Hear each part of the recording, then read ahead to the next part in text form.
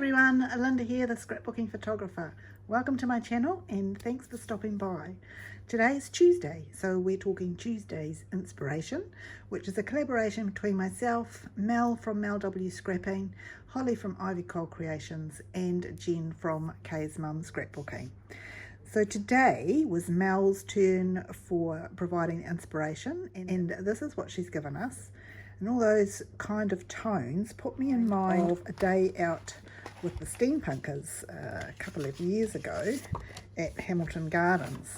And so you can see that this bridge is the right colour, and I love the way it sort of is suspended without any of the supports being visible. So that with the umbrella, and I've got this lady again down here in front of that sort of tealy coloured water, and I've got this lady who is also up here. So I'm going to use those three photos, and I've got my Peacock Feathers Distress Oxide ink out, and I've also got Tim Holtz stencil, but I also have these Gears and Textures stamp and dies from Stampin Up, so I want to use those. And I've got some little embellishments that have come from, I think, Tanya Lee Designs. I get some things from her fairly regularly. So what we're going to do is build up from the back. I'm thinking that this will probably go in the middle, maybe, with this somewhere in here like that. So it's mainly the two sides that I'm looking at putting a bit of colour onto.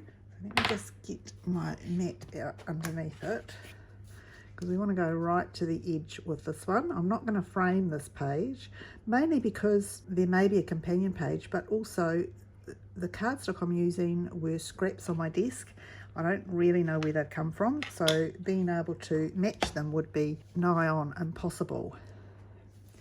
So the Distress Oxide inks, whilst they are oxide so they work well with water, they also are a little bit more opaque than our normal water-based inks. That's why I've chosen it, just to give a little bit more of a background in here.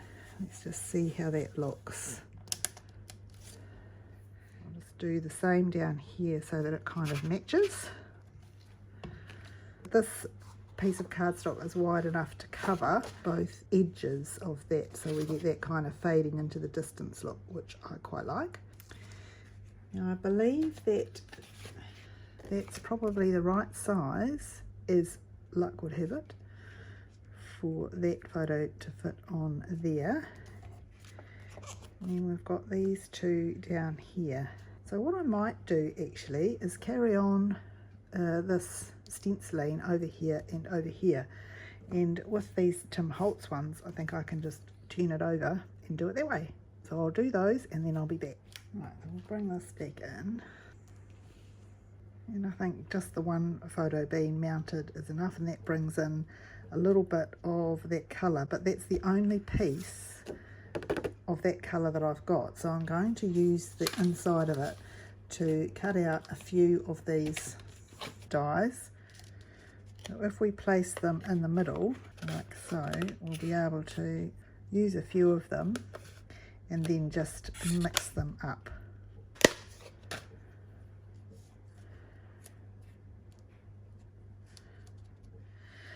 So whilst they're not traditional steampunk colours, I think they look quite cool, and it just brings that colour back in. So now that we've used as much of it as we can, really, we'll pop it back in the middle there, and you would never know. And then we've got a few little groupings that we can place together.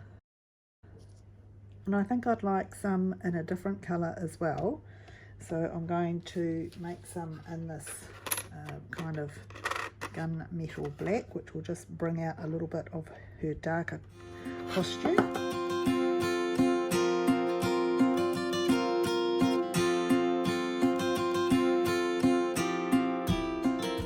And I also have some little wooden steampunk type embellishments as well. I'm trying to keep this as odd numbers. I've got 4 there and 4 there, so that's not really good. I'll see what else I can find. Another wooden one that I can pop there, and one more bigger wooden one, 1, 2, 3, 4, which I can possibly put there and bring that up that way. It's not often that I get the embellishments done so far in advance, but I was really keen to see how that worked. Right, so I've got all those stuck down, and I just used double-sided tape for the cardstock ones, and for the little wood veneer ones I used some of the craft glue from Stampin' Up. I've got these 2 extra little bits that I cut out of the die set, and I just think they offer a little bit of a different texture, so I'm thinking I might just rip them and put them together in those 2 sort of areas, 1, 2, 3 bits of black going up there. So I'll stick those down as well. And for the title, I made a bit of a banner. So I found some more of this colour cardstock, which was pretty cool. So I've got that as a background that's going to go under here, and I've cut some crumb cake a little bit smaller so we end up with the frame around the outside. And this mini alphabet set from Stampin' Up is the one I'm going to use, and because I found some more of that nice dark coloured teal, I'll cut one out in that, and then we'll use the letters that we have to finish the title. So those are the letters that we're going to put up there, but before we do that, we'll just use a couple of these stamps to give it a little bit of the same flavour. So there's a good selection of stamps in the set. I'll just use these 2, or maybe a third. There's a little nut there.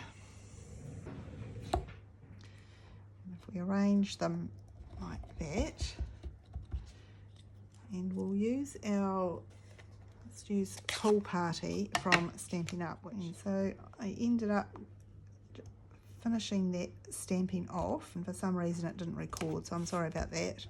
But I've used Pool Party from Stampin' Up as a background to these letters, and I'll just pop it in underneath there so that it's got a frame around the outside.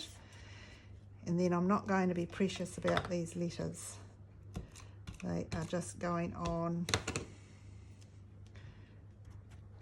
however they turn up. So, right, so I'll just do a little bit of journaling under here. And that's my page for this week's Tuesday's inspiration, using the colours that Mel gave us and combining them with the steampunk theme and the Gears and Textures stamp and die cut set from Stampin' Up. So I hope you enjoyed watching that come together. Thank you so much for watching. If you haven't subscribed to my channel as yet, please do so, and have a look at the other videos in the playlist for Tuesday's inspiration. And I'll see you next week when it is Hollie's turn to provide the inspiration. Thanks so much for watching. Happy crafting.